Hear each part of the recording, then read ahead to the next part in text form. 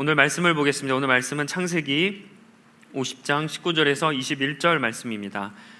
창세기 50장 19절에서 21절 말씀, 구약성경 92페이지 부근입니다. 창세기 50장 19절에서 21절 말씀, 성경 있으신 분들은 한 92페이지 부근 찾으시면 되겠습니다. 자, 우리 한 목소리로 함께 봉독하겠습니다. 시작. 요셉이 그들에게 말하였다. 두려워하지 마십시오. 내가 하나님을 대신하기라도 하겠습니까? 형님들은 나를 해치려고 하였지만 하나님은 오히려 그것을 선하게 바꾸셔서 오늘과 같이 수많은 사람의 생명을 구하셨습니다. 그러니 형님들은 두려워하지 마십시오. 내가 형님들을 모시고 형님들의 자녀들을 돌보겠습니다. 이렇게 요셉은 그들을 간곡한 말로 위로하였다. 아멘. 네, 우리 6월 한 달 요셉을 가지고 은혜를 나누고 있는데, 오늘은 벌써 네 번째 시간으로 오늘은 요셉의 모습 중에서 이 용서와 관련된 말씀을 좀 나누겠습니다. 용서라는 단어, 참으로 무겁고 또 이렇게 힘들 수 있는 그런 단어예요. 근데 하지만 우리가 믿는 사람, 우리가 신앙이 있는 우리에게는 이 용서라는 건요, 좀 덮어둘 수 있는 그런 주제는 아닙니다. 때로는 우리에게 드러나야 하고, 어떤 경우에는 우리가 좀 해결하고 극복해야 될 그 주제가 바로 용서예요. 자, 요셉의 형들은 아버지 야곱이 죽자 요셉이 이제 자신들을 벌할까봐 두려워합니다. 그래서 이 형들이 요셉에게 가서 엎드려 절을 하면서 우리가 당신의 종이 되겠습니다라고 이야기를 해요. 형들이 무릎을 꿇는데, 그 무릎을 꿇는 것도 사실 형들 입장에서 수치스러운 건데, 이 요셉의 형들이 내가 종이 되겠다고, 요셉의 종이 되겠다고까지 고백합니다. 완전히 그냥 형들이 잔뜩 이제 겁을 먹은 거죠. 근데 요셉은 그 이야기를 듣고 이제 아버지가 돌아가셨으니까 갑자기 막 모습이 변해서 형들을 벌하지 않습니다. 형들에게 두려워하지 말라고, 걱정하지 말라고 하면서 또한 위로까지 해주었다는 거예요. 자, 요셉이 형들을 위로해줬던 이 모습을 통해서 우리는 요셉이 형들을 그래도 용서했구나라는 것을 우리가 알 수 있습니다. 자, 요셉이 과거의 아픔을 이겨내고 형들을 또한 용서했다라는 것, 참 우리가 겉으로 볼 때는 멋있고 대단한 일이죠. 근데 내가 만약에 이런 상처를 받은 사람이다, 그러면 용서해주고 이런 것들을 내가 당사자라면 과연 그냥 멋있다, 대단하다라고 그렇게 볼 수 있을까? 우리가 만약에 그 자리였으면 쉽게 용서할 수 있을까? 여러분, 이렇게 질문한다면 제3자 입장에서는 대단하다라고 이야기할 수 있지만, 내가 당사자라면 쉽게 용서하겠다라는 말을 우리가 할 수 없습니다. 왜냐하면 제3자가 봐도 지금 요셉의 입장은 너무나 괴로운 입장이에요. 차라리 요셉이 합당한 벌을 내리겠다라고 그렇게 이야기를 했어도 우리가 보기에는 그럴 수 있지, 당연히 그 정도는 괜찮을 거라고 생각할 수 있는 수준입니다. 그러나 요셉은 형들을 벌하지 않아요.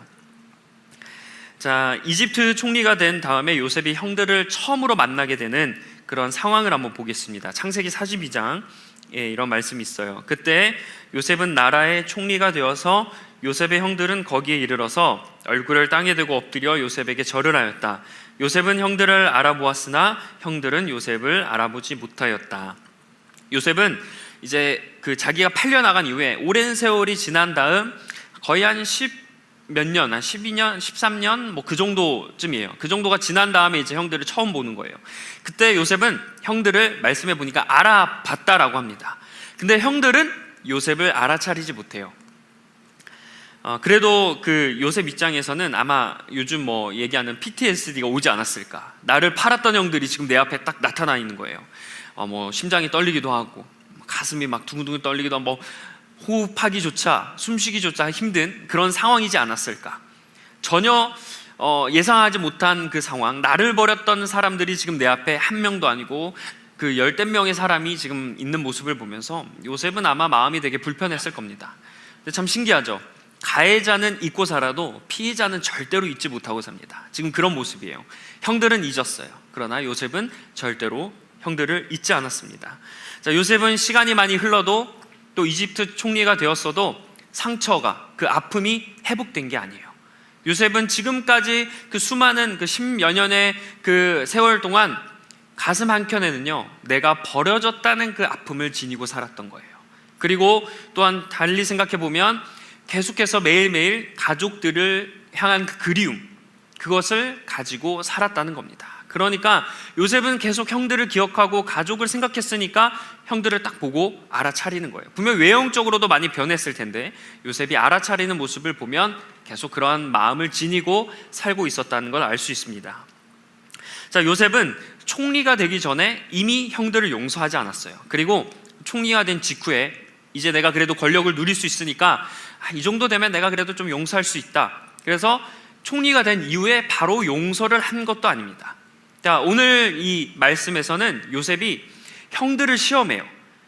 자기의 이제 같은 어머니 배에서 태어난 베냐민이라는 동생이 있거든요. 요셉이 11번째고 그 12번째 막내가 베냐민이라는 사람이에요. 근데 이 요셉의 12형제들을 보면 그러니까 아버지의 여종까지 해서 총 4명의 어머니가 있고 그 마지막 이제 그 2명 있는데 이제 요셉과 베냐민이 있는데 이 둘은 같은 어머니 배에서 태어났어요. 그러니까 요셉은 자기의 친동생인 이 베냐민을 포로로 잡으려고 하면서 과연 형들이 어떻게 반응할지를 테스트합니다. 자, 여길 이 말씀만 보아도 아직 요셉은 형들을 용서하지 못했음을 알 수 있어요. 용서했다면 바로 내가 요셉인데 형들 용서했어요, 이제 괜찮아요, 마음껏 뭐 이렇게 곡식 드릴게요, 이렇게 얘기하겠죠. 근데 요셉은 곡식을 주긴 줘요. 팔긴 파는데 바로 그 자기가 누군지 오픈하지 않고 테스트를 하는 겁니다. 자, 이러한 상황 가운데 요셉은 형들에게 우리가 과거에 요셉에게 잘못해서 지금 이런 괴로움을 겪고 있다라는 이야기를 들어요. 그러니까 요셉은 지금 애굽 총리가 되었는데 히브리 말도 할 수 있는데 요셉은 자기가 애굽 총리이니까 본인의 신분이 들통나지 않기 위해서 애굽 말을 사용하고 형들은 히브리어를 사용합니다. 근데 형들이 우리가 괜히 요셉을 그때 팔아가지고 지금 우리가 괴로운 당하는 거 아니냐 막 히브리어로 얘기를 해요. 왜냐하면 이 애굽 총리는 어차피 그 내용을 모를 거라 생각하니까 이제 통역관이 옆에 있었거든요. 근데 요셉은 말을 다 알아듣습니다. 형들이 지금 그런 얘기를 하고 있다는 걸 알아차려요. 그리고 형들 중에 유다라는 형이 있는데 이 유다가 요셉에게 딱 나타나서 제가 차라리 포로가 되겠습니다.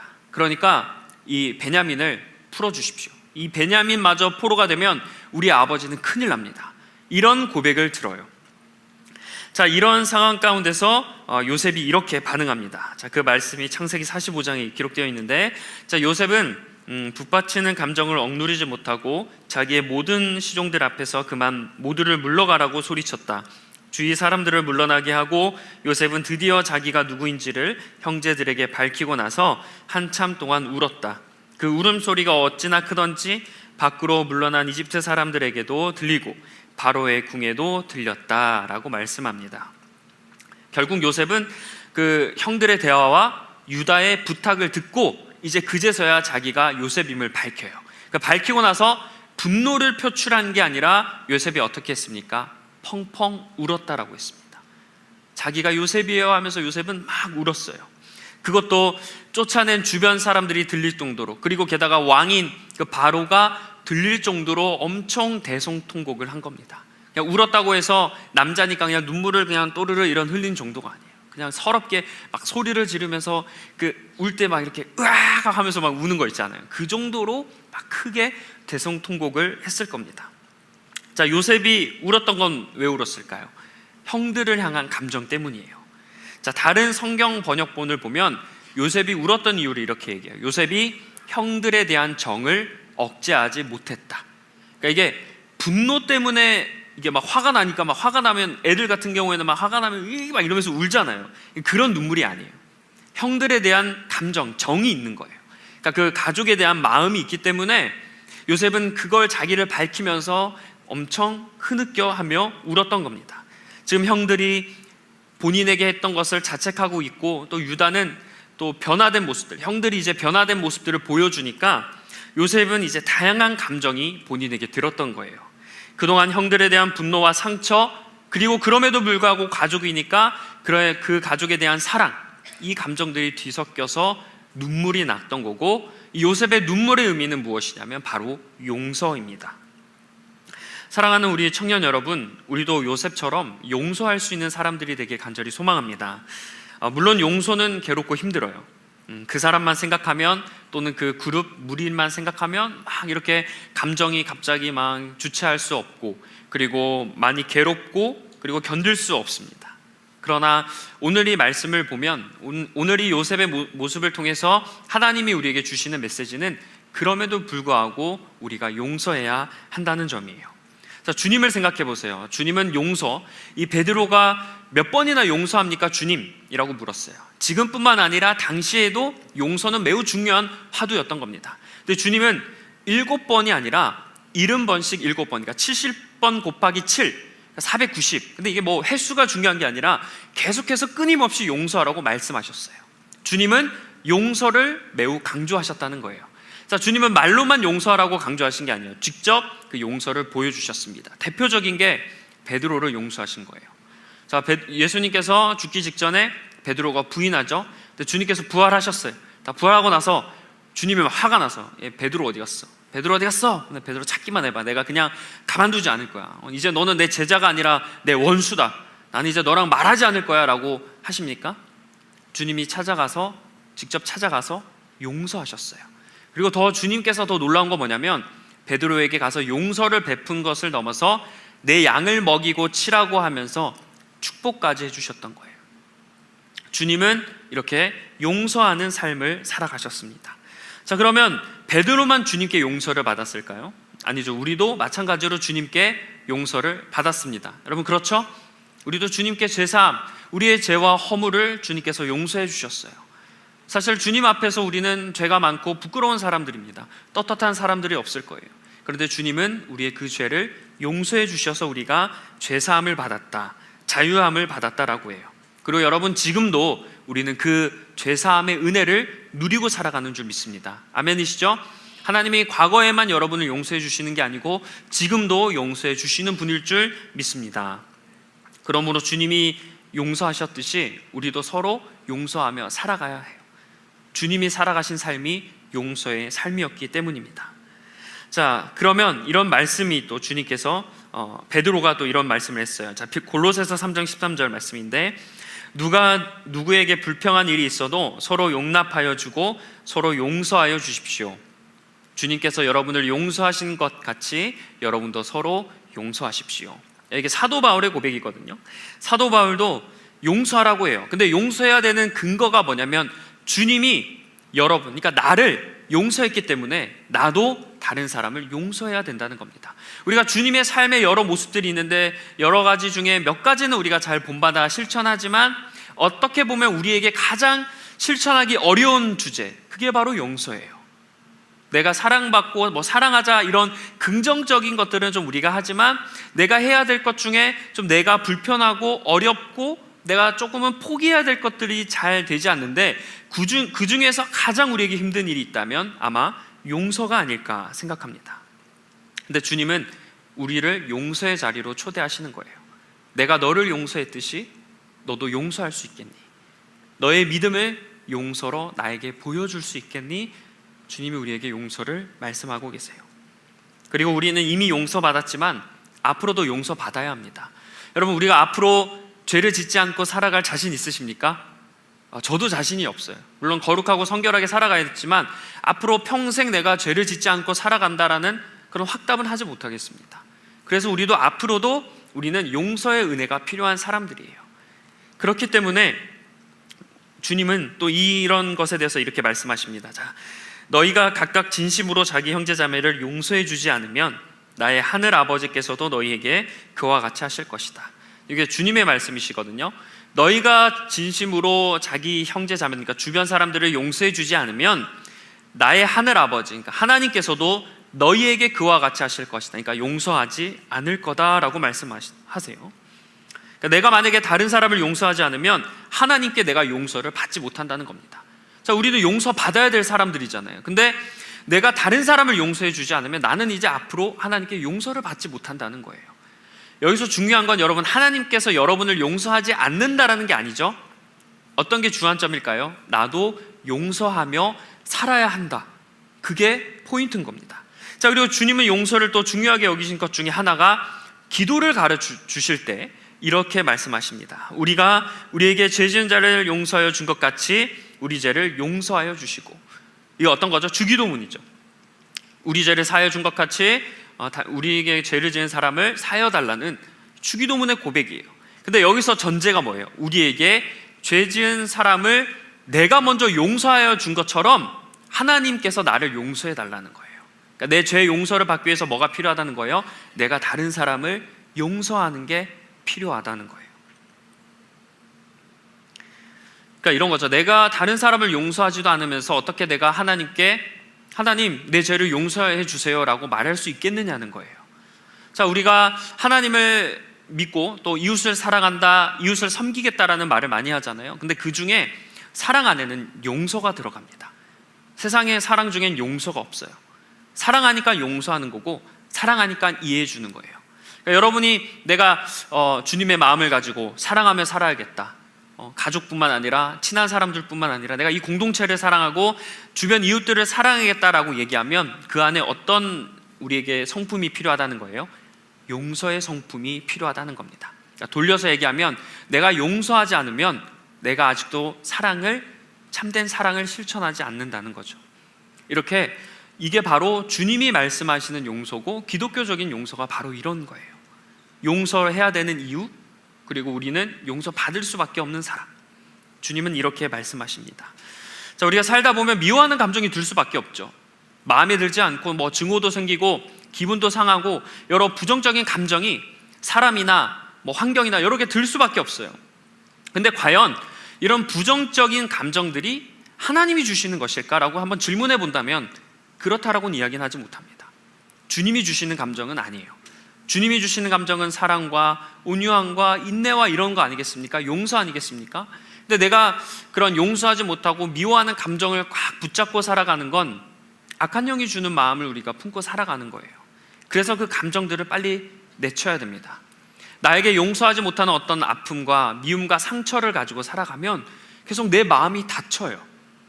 어떤 그 사람에 대해서 계속 부정적으로 보이고 그 환경에 대해서 계속 내가 안 좋게 볼 수밖에 없어요. 왜냐하면 계속 그걸 계기로 내 마음을 다치게 만들거든요. 이런 스텝만 봐도 이건 하나님이 주시는 감정이 아님을 우리가 알 수 있는 겁니다. 근데 이게 왜 우리가 이 감정에 스며든 줄 아세요? 이게 되게 자연스럽거든요. 자연스럽게 드는 그런 감정이에요. 그러나 자연스럽게 드는 감정이라 할지라도 이것을 내가 가지고 해야 될까 아니면 이것을 내가 조금은 버려야 될까라는 문제는 우리가 해결해야 되는 일이라는 거죠. 여러분, 이 시간 조금 힘들겠지만 여러분이 용서해야 될 대상은 누구인지 한번 떠올려 보셨으면 좋겠습니다. 요셉의 용서가 대단한 게 뭐냐면 한 명을 용서한 게 아니에요. 형들인 여러 명을 용서했다는 거예요. 이처럼 내가 용서할 대상이 한 명일 수도 있고 여러분은 다수일 수도 있습니다. 나에게 말과 행동으로 상처를 준 사람, 여러 가지 씻을 수 없는 그런 또 행동으로 나에게 아픔으로 그런 상처를 준 사람들이 있습니까?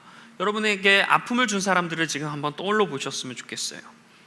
그리고 가까운 가족이 나에게 상처를 줬을 수도 있고요. 또 과거에 내가 만났던 사람들 중에 상처를 줬는데 그게 아직 회복되지 않은 분들도 계실 거예요. 그리고 여러분 지금도 그 상처를 받고 있는 분들이 계실 겁니다. 특히 교회에서도 마찬가지. 우리가 교회에서도 여러 가지 아픔과 상처를 받고 살아가지 않습니까? 그런데 여기서 좀 한 가지 짚고 넘어갈 게 있어요. 내가 상처받은 거지 내가 미워하는 사람은 아닙니다. 그러니까 내가 마음에 들지 않아서 어떤 대상을 미워해요. 근데 이거는 상처받은 거와는 다른 거예요. 이걸 잘 구분하셔야 됩니다. 이거는 내가 보기에 그냥 마음에 들지 않아서 내가 증오하는 거지 어떤 그 사람을 통해서 내가 상처받은 건 아니잖아요. 이거는 잘 구분하셨으면 좋겠어요. 이러한 경우에는 이건 내 마음을 컨트롤해야 되는 문제입니다. 용서하기보다는 내가 그런 마음을 품지 않도록 내 마음을 컨트롤해야 되는 건데, 제가 오늘 여러분과 나누고 싶은 거는 요셉이 형들에게 팔린 그런 상처를 받은 것처럼 내가 누군가에게 상처를 받은 그 경우를 오늘 나누는 거예요. 여러분, 우리가 아무래도 상처를 받으면 그게 모든 것들을 좀 부정적으로 보게 됩니다. 왜냐하면 내가 아프고 힘드니까 좀 내가 시선이 조금 이렇게 나의 의도가 아닌데도 이런 사람을 계속 부정적으로 보고 환경을 안 좋게 생각하게 돼요. 네, 아마 여러분 그렇게 공감하실 거예요. 근데 이런 상황인데 내가 상처받아서 많은 걸 잃었는데 내가 용서하는 건 또 하나의 나에게 또 희생하라고 하는 거고 내가 포기해야 되는 것 같은 그런 또 하나의 나에게 또 아픔을 주는 건 아닌가라고 우리가 느낄 수 있습니다. 그래서 여러분, 이 용서라는 것도 내 힘으로 절대 되지 않아요. 하나님의 도우심이 필요한 겁니다. 우리 믿음으로도 한다고 하지만 용서 절대 되지 않아요. 만약에 우리 힘으로 나의 능력과 의지로 했다면 지금 용서라는 주제를 우리가 나누지 않아도 됩니다. 그런데 이 용서도 하나님의 도우심이 필요하기 때문에 우리가 하나님의 도움을 구해야 해요. 그래서 여러분, 먼저 우리에게 필요한 건요, 여러분의 연약함을 인정하세요. 여러분, 상담 받아보신 분들 아시겠지만 상담하면서 내 이야기를 하면서 먼저 나를 인정하고 받아들이지 않습니까? 나를 돌아보지 않습니까? 이 상처를 여러분, 우리가 좀 이렇게 치우거나 이걸 좀 이렇게 잠그거나 뭐 이렇게 닫아놓지 마시고, 여러분 먼저 그런 여러분의 연약함과 아픔을 한번 떠올려 보시고 인정해 보세요. 그리고 하나님 앞에 여러분의 괴로움을 한번 적나라하게 토로해 보셨으면 좋겠습니다. 여러분, 만약에 아픔과 상처가 있는데 그걸 다른 사람들에게는 얘기했지만 과연 그걸 하나님 앞에 눈물을 흘리며 기도해 보셨습니까? 하나님, 저 이 사람 때문에 이렇게 아프고 이 환경 때문에 이렇게 괴롭습니다. 하나님께 기도해 보셨어요? 여러분, 먼저 하나님께 기도해야 돼요. 그리고 나서 요셉이 언제나 하나님이 함께하는 사람이라는 걸 우리가 첫 주에 배웠습니다. 요셉이 용서했던 이유는 하나님이 함께 하셨기 때문이에요. 그러니까 하나님의 능력으로 요셉이 용서할 수 있었어요. 우리가 하나님께 기도하며 여러분도 하나님이 함께 하시는 사람이 되어야 됩니다. 그래야 용서할 수 있어요. 내 힘으로 되지 않고 하나님이 도우심으로 된다는 그 마음을 여러분 간직하셔서, 하나님, 내가 용서할 수 있는 힘을 주시옵소서. 하나님, 용서할 수 있는 용기를 더해 주시옵소서. 내가 저 사람만 보면 마음이 괴롭고 힘든데, 내가 저 무리들만 보면 너무나 화가 막 치밀어 오는데, 하나님, 내가 나의 인간적인 본능대로 반응하지 않고 하나님의 마음으로 요셉처럼 용서할 수 있는 그런 힘을 나에게 주십시오. 그렇게 기도할 수 있길 간절히 소망합니다. 요셉이 형들에게 용서를 구할 때 이런 말을 해요. 내가 하나님을 대신하겠습니까? 이게 무슨 뜻일까요? 심판은 하나님만이 하신다는 거예요. 요셉이 자기가 겪은 일이잖아요. 그리고 자기가 총리예요. 마음껏 심판할 수 있습니다. 그럴 자격 충분하고 그럴 이유가 충분해요. 근데 요셉은 본인이 심판하지 않아요. 심판을 하겠냐는 말에 내가 하나님을 대신하겠냐고, 하나님만이 심판하실 수 있다고 요셉은 고백합니다. 이게 일반적인 상식으로는 말도 안 되는 이야기예요. 그러나 요셉은 분명히 알았어요. 심판은 누가 하신다? 하나님이 하신다. 심판은 내 영역이 아니다. 요셉이 그렇게 고백하는 거예요.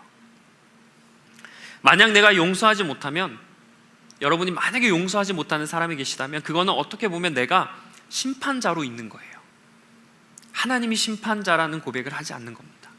내 기분과 내 감정과 내 아픔이 그 심판하는 기준이 되는 거죠. 하나님이 기준이 아니라. 그래서 여러분, 우리가 이 심판하는 것, 용서하는 것 잘 구분하셔야 돼요. 용서에 대한 심판은 누가 하신다고요? 하나님이 하시고, 용서할 수 있는 그 마음을 가지고 용서하는 건 누가 하는 거예요? 우리가 하는 거예요. 그러면 좀 내 입장에서 그런 생각 들죠. 아니, 하나님, 저 사람이 잘못했는데, 저 사람이 나에게 상처를 줬는데 왜 그럼 저 사람에 대해서는 어떻게 합니까? 사실 이 마음도 사실은 마음에 아직 좀 이렇게 하고 싶은 마음이 있는 거예요. 바라고 싶은 마음이 있는 거예요. 심판하고 싶은 마음이 있는 거예요. 근데 여러분, 확실한 건 여러분 성경을 쭉 보시면 알겠지만 하나님은 그러한 사람들도 하나님의 때에 심판하시는 줄 믿습니다. 잠언과 같은 경우에 악인들은 악한 때 하나님께서 심판하신다고 했어요. 그래서 그 하나님의 심판을 믿고 하나님이 언젠가는 그들을 심판하시겠지. 그리고 반대로 생각해 보면 하나님은 그들을 심판하시기 전에 그들도 용서하고 그들도 여러분들, 상처를 준 사람들에게 잘못을 구할 수 있는 기회를 주시는 거예요. 그냥 왜 하나님 저 사람 내버려 두세요라고 보면 안 된다고요. 하나님의 입장에서는 야, 그래도 쟤네들도 잘못을 좀 용서를 구하면서 본인들도 깨질 수 있는 시간이 필요하지 않겠니? 그런 시간을 그 사람들에게 허락하시는 거예요. 이것을 우리가 받아들이고 인정해야 용서를 한다고 했을 때 상대방의 어떤 행동과 반응에 집중하지 않을 수 있습니다. 그 마음을 여러분 기억하시길 소망합니다. 여러분, 용서에 대해서 한 가지 조금 더 우리가 깊게 알아야 될 게 있어요. 한 가지는 뭐냐면 이게 좀 여러분 마음이 아플 수는 있겠지만 분명한 사실이 있어요. 내가 받는 상처가 어떤 하나님의 계획 안에 이루어진다는 거예요. 이게 뭐냐면 하나님도 어떤 계획을 가지시고 우리에게 상처를 주시고 그 상처 가운데 우리에게 뭔가 요구하시고 우리를 어떠한 자리로 인도하시기 위해서 그 어려움을 우리에게 주신다는 겁니다. 자, 요셉이 총리가 되고 형들을 만났을 때 형들이 요셉에게 절을 해요.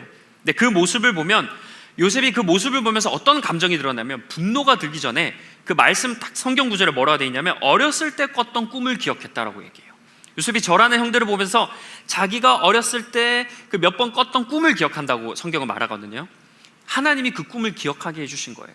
근데 그러면서 요셉이 뭐라 하냐면 형들은 나를 해치려고 했지만 하나님이 그걸 선으로 바꿔서 많은 사람들을 구원하기 위해서 지금 이렇게 그런 일들을 하나님이 하셨다라고 요셉이 고백합니다. 자, 이게 큰 상처를 받을 수 있는 사람이 하는 고백입니까? 절대 아니죠. 어떻게 상처를 받은 사람이 내 상처를 지나고 보니까 그게 하나님이 어떤 일을 하시는 거였다. 어떻게 그렇게 고백할 수 있겠어요? 근데 요셉을 보세요. 그러니까 요셉은 달라요. 요셉은 자기가 지난 세월을 쭉 돌아보니 그 순간은 괴롭고 힘들었겠지만 하나님이 상처를 나에게 주시고, 그러나 그 상처 가운데 하나님은 함께 계셨고, 그 함께 계신 하나님이 인간에 대해서는 내가 상처받을지 몰라도 하나님은 나를 돌보셔서 지금까지 인도해 주셨다라고 요셉이 고백하는 줄 믿습니다. 하나님의 계획 안에 요셉이 지금 인도하심을 받았다는 거예요. 요셉은 자신이 버려졌다는 사실보다 하나님이 함께 하셨고 하나님의 계획에 집중했습니다. 우리가 이런 시각을 좀 돌아보았으면 좋겠어요. 용서도 용서해야 되는 사람 또는 용서해야 되는 그 내용 집중하면 안 돼요. 요셉처럼 하나님을 좀 바라보셨으면 좋겠어요. 그러니까 하나님께 기도해야 되고 하나님께 물어야 되고 하나님이 함께 해야 되는 이유가 그겁니다. 우리는 이 상처를 그냥 버리고 싶고 막 쓰레기통에 넣고 싶은 그런 마음이 들잖아요. 그래서 이게 너무나 들추면 내 마음이 너무나 아프니까 그냥 방치하는 경우도 있습니다. 그러나 어떻게 돼요? 우리는 그거를 하나님을 생각하면서 드러내고 그 상처 가운데 하나님이 왜 나에게 이런 감정을 주시지? 이것 가운데 하나님께서 나에게 원하시는 것은 무엇이지? 내가 어떻게 조금 변화되길 원하시거나 내가 좀 단단해지길 원하시거나 그런 계획이 있으신 건 아닌가? 우리가 그것을 생각할 수 있어야 한다는 거예요. 그래서 하나님은 나를 위한 계획을 가지고 이 순간 그 상처를 통해 길을 인도하고 계신다는 겁니다. 그런데 그 상처가 간절히 소망하기는 여러분이 하나님을 더 깊게 알게 되고 하나님께 나오는 계기가 되었으면 좋겠습니다. 하나님께 먼저 찾아가시는 여러분이 되시기 간절히 축원합니다. 그래서 지금은 괴로울지라도 어떤 내 미래의 모습에 하나님께서 이게 자양분이 되거나 그걸 통해서 내가 어떻게 성장할 그런 걸 기대하시는구나라는 것을 요셉을 통해서 좀 우리가 고백했으면 좋겠어요. 우리가 부르는 찬양처럼 하나님이 우리가 정금이 되라고 상처를 통해서 단련시키고 계시는구나. 내 마음과 내 정신과 무엇보다 내 믿음을 상처를 통해 단련시키고 계시는구나라는 것을 여러분이 그렇게 믿으셨으면 좋겠습니다. 그리고 이것 통해서 하나님이 더 나와 가까워지길 원하시고 내가 하나님을 더 신뢰하는 그런 성숙하게 믿음을 더 쌓아 올리길 원하신다라는 그 마음을 여러분 가지셨으면 좋겠어요. 상처라는 그 현상보다 함께 하시는 하나님, 모든 걸 인도하시는 하나님은 실수가 없으신다고 하는데 이 상처도 하나님의 실수가 아니고 하나님의 뜻이 있음을 바라볼 수 있는 저와 여러분이 되길 간절히 축원합니다. 이제 말씀을 맺겠습니다. 창세기는 하나님으로 시작해서 요셉으로 끝이 나요. 근데 저는 여기에도 메시지가 담겨져 있다고 믿습니다. 자, 왜냐하면 창세기 처음에 보면 하나님이 아담과 하와를 용서하셨죠. 그렇죠? 죄를 지은 아담과 하와를 용서하셨습니다. 그리고 오늘 그 모습에서도 요셉이 자신에게 그 죄를 지은 자신을 팔아넘긴 형들을 어떻게 해요? 용서해줘요. 창세기에는 여러 은혜들이 담겨져 있습니다. 근데 저는 그 중에서 가장 또 크게 아니면 우리가 생각하지도 못했던 은혜가 뭐냐면 용서의 은혜예요. 하나님은 처음부터 용서를 보여주시고 요셉을 통해서 용서로 창세기를 마무리하십니다. 요셉의 용서를 통해서 우리가 다시 생각할 수 있는 거예요. 하나님이 아담과 하와를 용서하셨지. 주님이 용서하셨지. 요셉의 용서를 통해서 우리가 그것을 바라볼 수 있는 거예요. 여러분, 만약에 요셉이 용서하지 않고 형들을 벌하면서 이 말씀이 끝났다, 그러면 우리가 지금처럼 요셉을 대단하게 인정하지 않을 겁니다. 근데 우리가 요셉이 대단하다 생각하고 존경해야 되는 생각하는 이유가 뭐냐면 그럼에도 불구하고 용서했다는 거예요. 그래서 요셉은 창세기를 아름답게 용서로 시작해서 용서로 마무리합니다. 이 아름다움이 창세기에 담겨져 있어요. 우리가 믿는 하나님은 용서의 하나님인 줄 믿습니다. 주님도 용서의 하나님이에요. 우리가 그렇게 고백하고 내가 그런 은혜를 받았다고 고백해요. 그러므로 하나님과 주님을 따르는 사람이라면 동일하게 우리도 주변 사람들을 용서할 수 있게 간절히 소망합니다. 우리가 용서해야 된다는 걸 솔직히 잘 알아요. 그러나 여러 가지 드는 감정과 어려움 때문에 쉽게 용서하지 못합니다. 그리고 언젠간 용서할 거야 라는 마음을 가지고 있지만 그 언젠가가 진짜 될지 안 될지를 우리가 장담하지 못해요. 그냥 이렇게 좀 용서가 어려우니까 이렇게 한켠으로 치워두는 거죠. 근데 우리에게 용서는 매우 중요한 주제입니다. 용서해야 해요. 용서가 필요합니다. 지금 만약에 마음이 어려운 분들이 계셔서 그럼에도 내가 용서해야 될까? 용서해야 할 이런 고민이 드신다면 요셉의 외침을 기억해 보세요. 내가 하나님을 대신하리이까. 여러분, 우리가 하나님을 대신할 수 없습니다. 이게 하나하나가 사실 교만이에요. 내가 하나님처럼 심판하려는 행위, 내가 뭔가 주관자가 되려는 행위가 다 교만입니다. 근데 우리가 이걸 몰라서 그랬던 거예요. 여러분, 아마 용서하는 은혜를 여러분 누리시길 바랍니다. 그러면 하나님께서 여러분의 인생에 어떠한 또 은혜를 주실 거예요.